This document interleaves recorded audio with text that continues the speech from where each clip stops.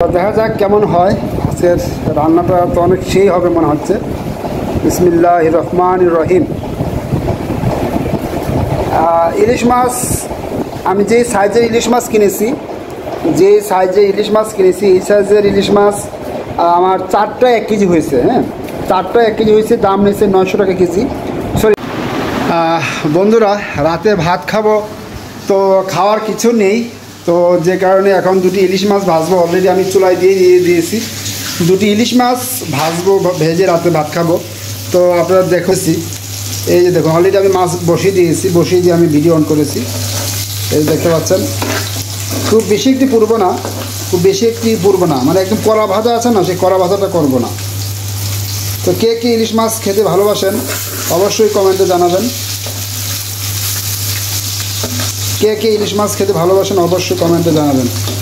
তো রাতে হচ্ছে আমার এই খাবার, সাথে থাকবে আলু ভর্তা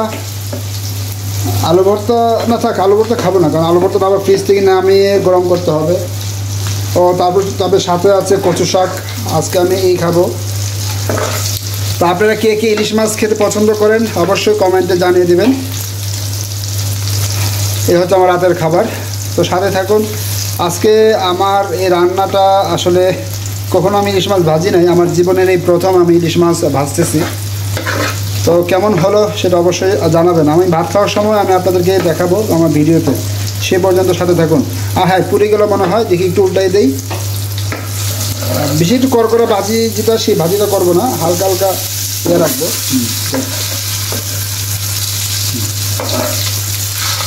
ও সেই স্বাদ।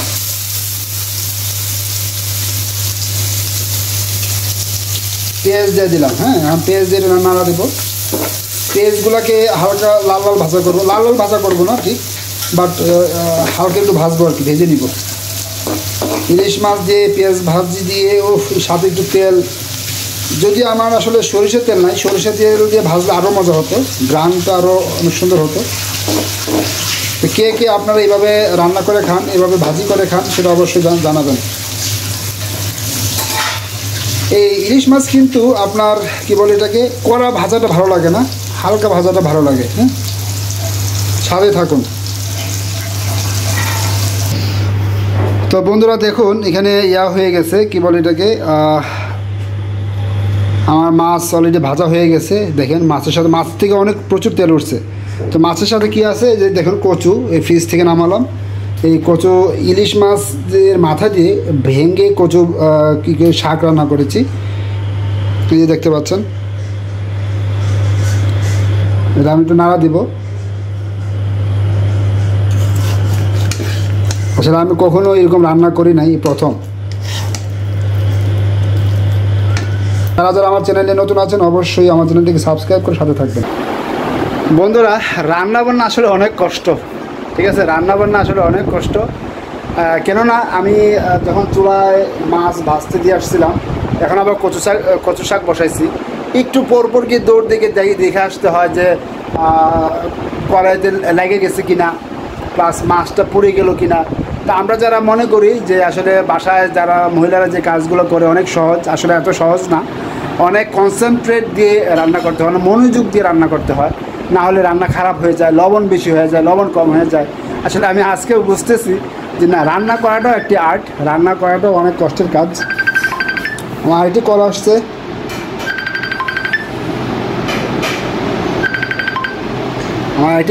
দুঃখিত। তো যাই হোক, যেটা বলতেছিলাম, রান্না করাটাও একটি আর্ট এবং একটি কষ্টের একটি কাজ।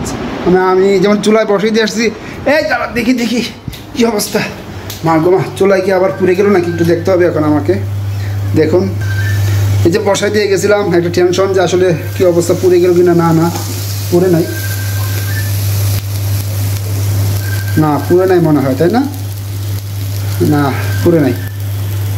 তো এই যে একটা টেনশন সবসময় কাজ করে যে আসলে পুড়ে গেল কি না।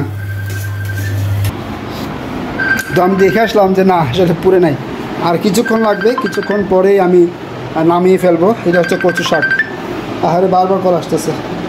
তো কচু শাকটা নামানোর পরে তারপর হচ্ছে ভাত পরিবেশন করব, ভাত খাবো, প্লেটে ভাত নেব। তো আপনারা অবশ্যই কমেন্টে জানাবেন। আমার প্রথম ব্লগ বা প্রথম এই ভিডিও, এরকম ভিডিও আমি কখনোই করি নাই, জীবনেও করি নাই। তা আজকে কেন যেন মনে হলো যে না একটু ভিডিও করি, কি অবস্থা। আবার একটু দৌড়তে দেখে আসি যে কী অবস্থা। ও বাবা রে, পুড়ে গেল নাকি, আবার পুড়ে গেল নাকি। দাঁড়ান বন্ধুরা, এই যে না পুড়ে নাই, পুড়ে নেই রে, পুড়ে নেই। এই যে বাবা রে, পুড়ে গেছে নাকি। নিচে একদম আগুন দেখুন, একেবারে আগুন কম, তারপরেও এটা কেমন জানি লাগতেছে, পুরো লাগতেছে নাকি না, পুড়ে গে নাই। আচ্ছা পুরো সমস্যা না, আমি তো একাই খাবার কতটুক। হ্যাঁ, এইভাবে দিয়ে এখন আমি এটাকে ঢাকনা দিয়ে দেব। এই যে ঢাকনা দিয়ে দিলাম, বন্ধু।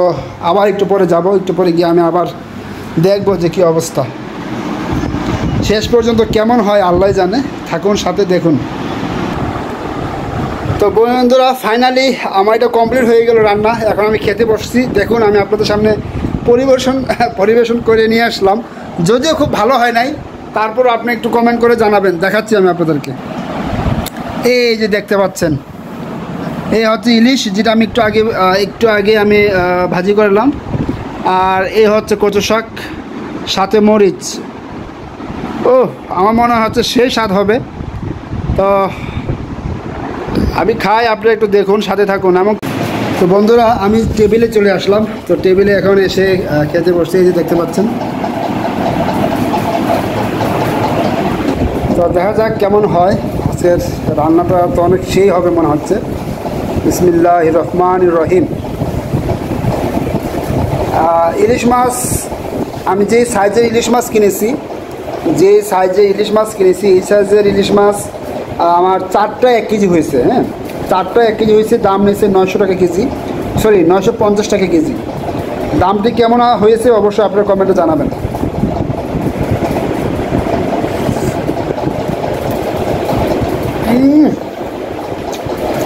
সেই স্বাদ, অস্থির মজা হয়েছে, অস্থির মজা। সাথে মরিচ,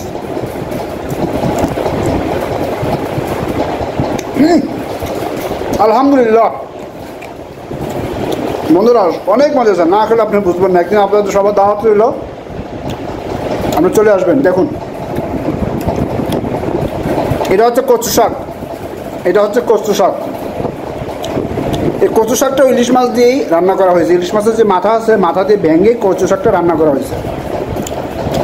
বন্ধুরা অসম্ভব মজা। আল্লাহর কাছে লাখো কোটি শুকরিয়া যে আল্লাহ এত সুন্দর একটি রিজিক আমার জন্য রেখেছে, এত সুন্দর খাবার আমার রিজিকে রেখেছে। তো এই ইলিশ মাছটা 950 টাকা কেজি নিয়েছে। তো অবশ্যই আপনারা কমেন্টে জানাবেন যে 950 টাকা কেজি ইলিশ মাছ ঠিক আছে কি না। 4টা 1 কেজি।